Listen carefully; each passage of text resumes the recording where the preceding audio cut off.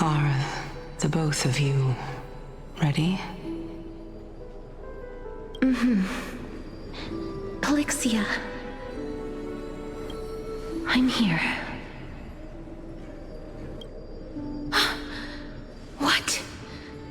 This... This is quite interesting indeed. Is this... Polixia's sister? Is it... me? Now, it's time for us to fulfill our promises.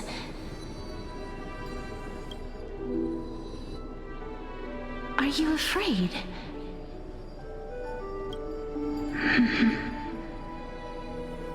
What are you afraid of? That I won't be able to do it.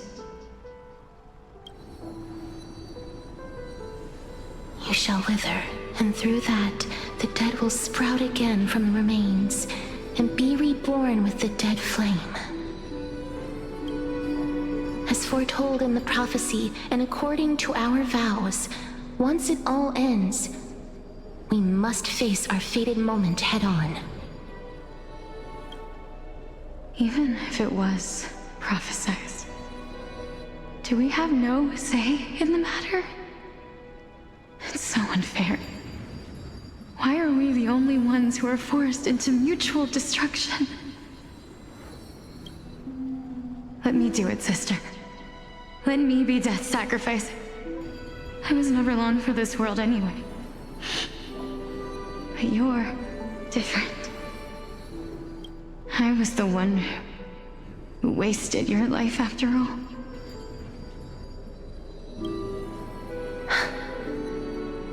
You're wrong, Polixia.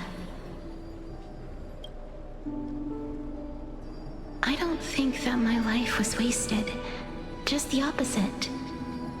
When I finally arrived at this destination and looked back at the journey I took, I discovered that flowers had long since bloomed along the path I walked.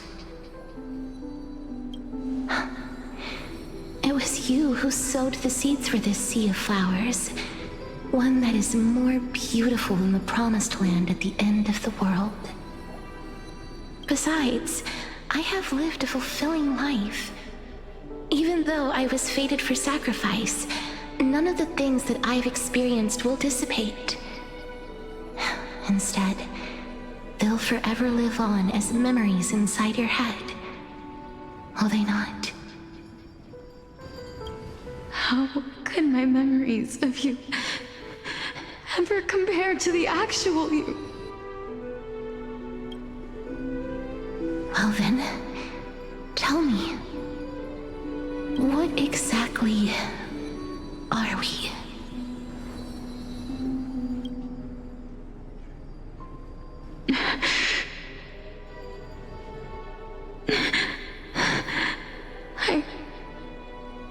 I don't know.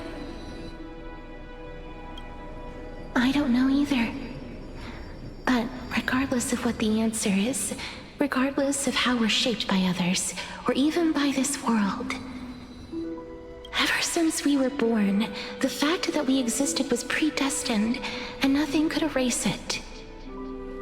This is why I will always, always be by your side. We're twins, after all.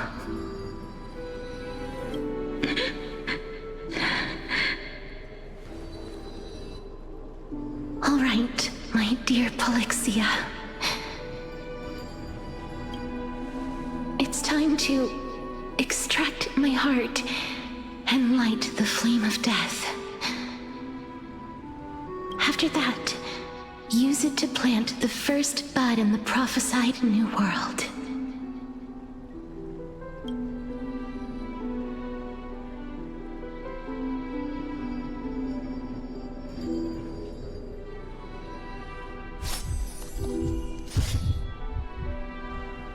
If I imparted my knowledge of the art of alchemy to you, Would you use it to resurrect someone you loved? Death is inevitable. In the days to come, I am certain that someone whom I cherish deeply will leave me for good. If such a mighty power really existed, I think I would use it without hesitation. Even now, my answer remains the same. This is why, sister, I promise you, in the prophesized new world, I shall plant the first bud on your behalf. Go now. Return to the ocean god's treasured pearl, our hometown. I shall open wide the entrance to the nether realm and grant you a second life. The living beings on this earth shall respond to my call and lead you to the sacred daylight. Remember, do not look back on the land of the dead, and do not stop moving. In the new world promised by the prophecy, march toward your new life. As for the price of our equivalent exchange, let me be the one to pay it. Everybody, we've come to the end. Unfortunately, I am not compatible with the Supreme Being, so I was unable to completely fuse their soul into my own body. However, being able to glean all this from them is exciting enough. I'm certain of this now. Before the Titans that we are well acquainted with were born, a group of heroes roamed the land. These heroes followed a prophecy and took possession of divine authorities one by one, until they eventually became the pantheon of the new world. Just like the flame chase journey of today, Amphorius's history is cyclical in nature. What a startling revelation.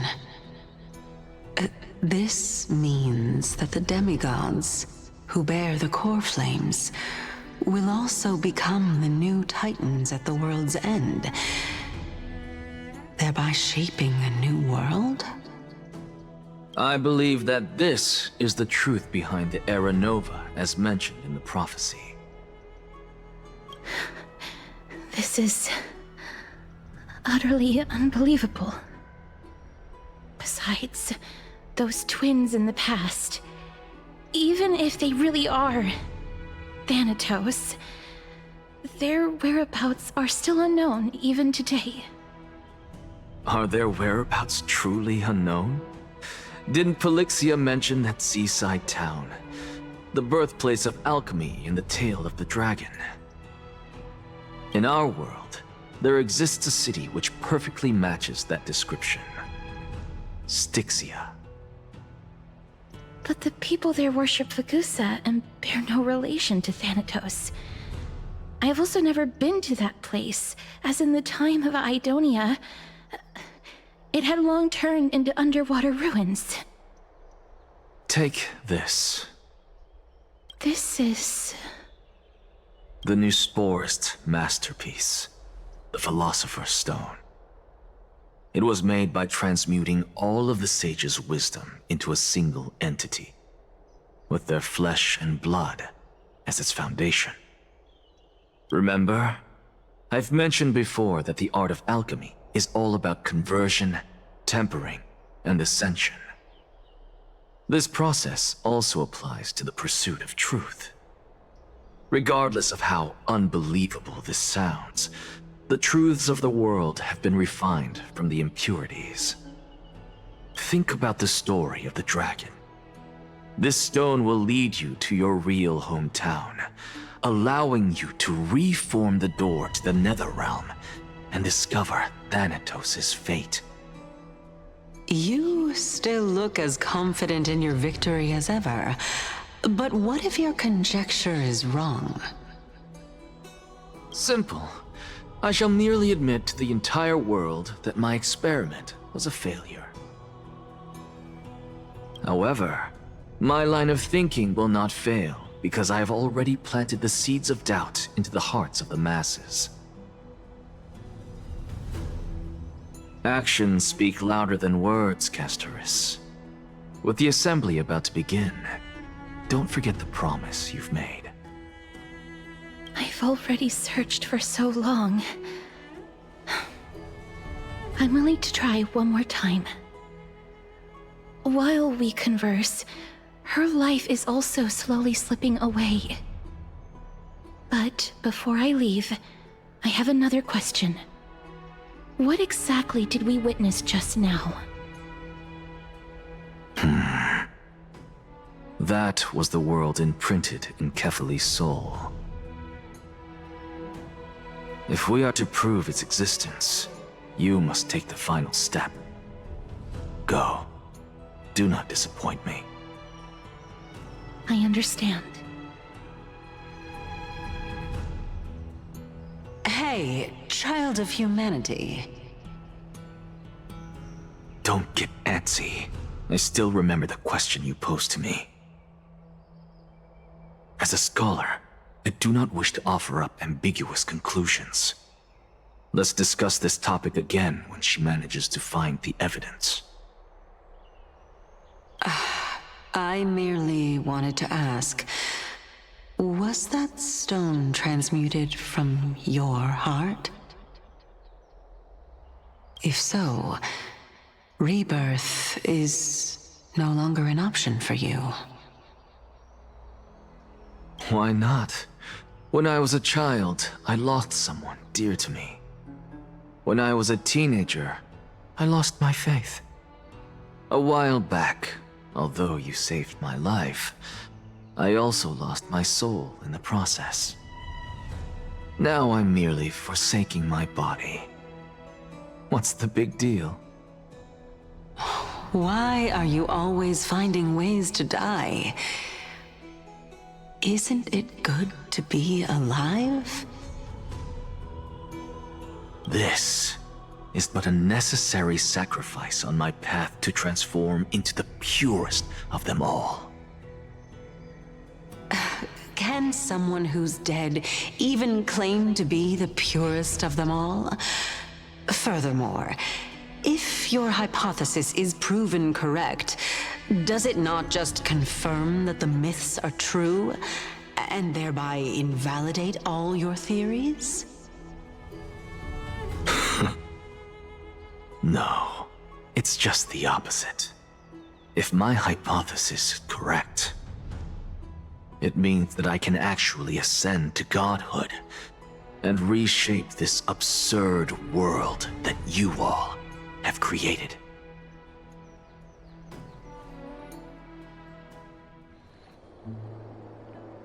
That's a lot to take in at once.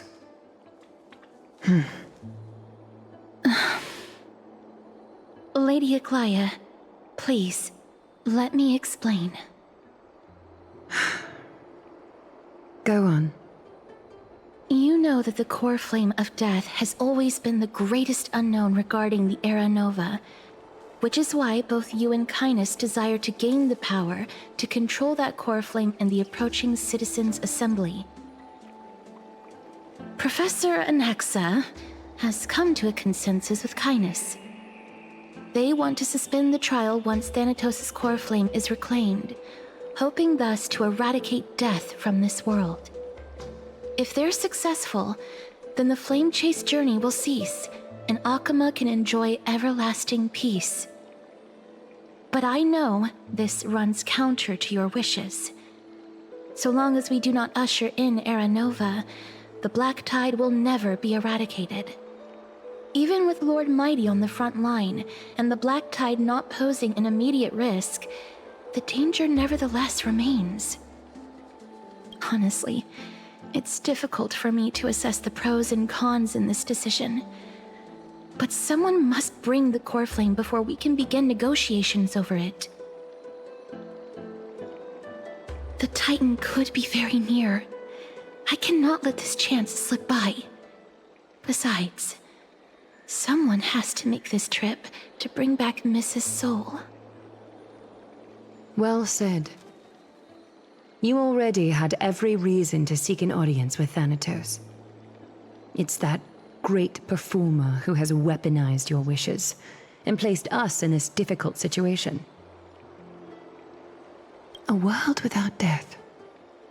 Do you desire that too?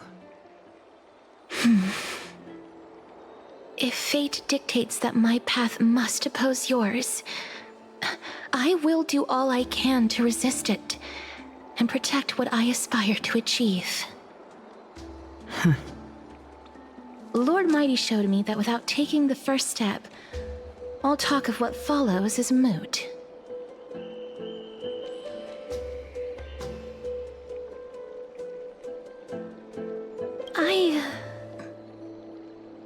I have always hoped to hear you speak your mind, Cass. And I am glad to have heard your true thoughts. Styxia. I visited that place in the past.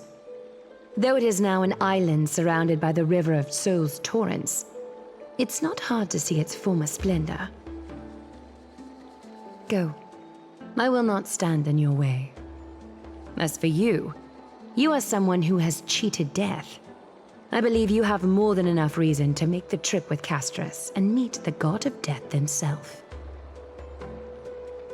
Castrus, I too look forward to your journey. I wonder what kinds of new interpretations your completed story will bring to the Flame Chase journey. Thank you, Lady Aklia. I hate to put a damper on this heartwarming moment, but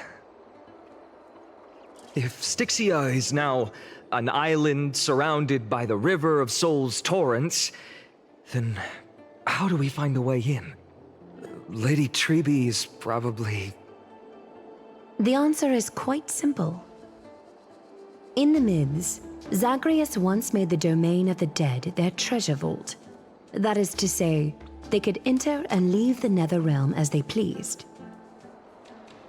And if they could do that, then it follows that the demigod who inherited their divinity must be capable of the same. I'll see you at Memorial Palace at Action Hour tomorrow. Cypher shall be your guide to finding that ancient city.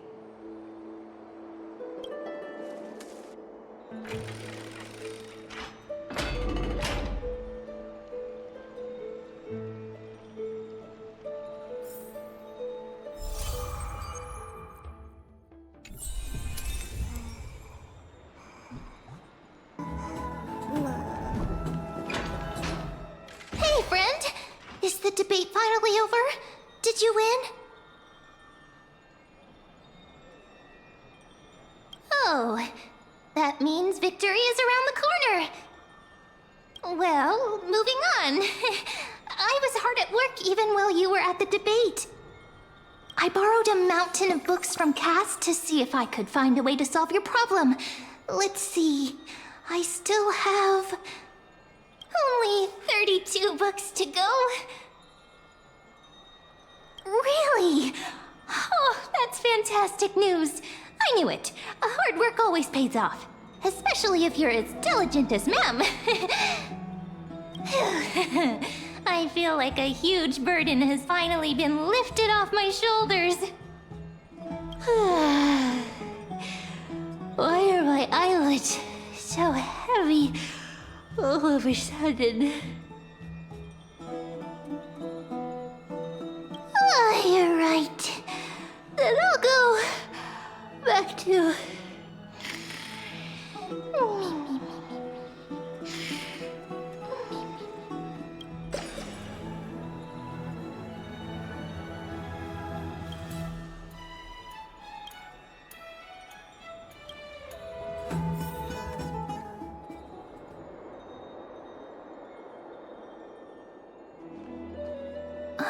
Cass? What a surprise. Lady Treby... Is something troubling you? I just wanted to speak to Lady Trian for a bit before I set off. No matter how breathtakingly beautiful Styxia once was, the place is now the domain of the departed. There is no telling what we'll encounter there. I don't want to have any regrets. Has anyone told you that your eyes are sparkling today? Is that a figure of speech? In the past, when you did smile once in a while, all of us could see that your heart remained troubled even as you smiled. Lady Treby, you know perfectly well that see you tomorrow is nothing but a white lie.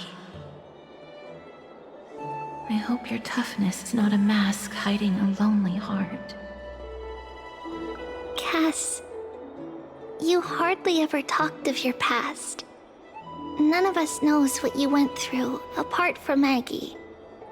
But we know it must have been filled with pain and hardships, as it is the fate every Chrysosaur is destined to live out. We are just happy for you that the core flame you're meant to inherit has finally surfaced. Isn't it a little too soon to say that? But you already know where tomorrow is, don't you? There's no need to rely on anyone else. Just give it your all and leave no regrets. We have always believed that your embrace is just as warm as everyone else's. Because we embrace others to comfort them. And Cass, you're the kindest Chrysosaur we know. Thank you, Lady Treby. This feeling... it's hard to put into words. I suddenly found myself with so many wishes. So much I want to accomplish before setting off. Then go do it, Cass. Trian was actually working on a surprise gift for you. It's a pity she didn't get to finish it. But now Trinan and I are working on it, and we'll make sure to give it to you. So, let's meet back here when you return from Styxia. Safe travels. See you tomorrow!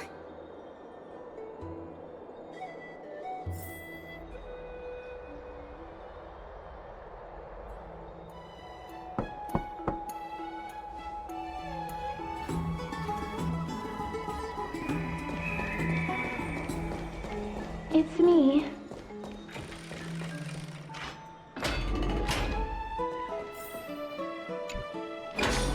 I hope I didn't wake you. Huh? No. No. I'm here because of private matters, actually. If it isn't too much to ask, I'd really like it if you could come along with me to retrieve something.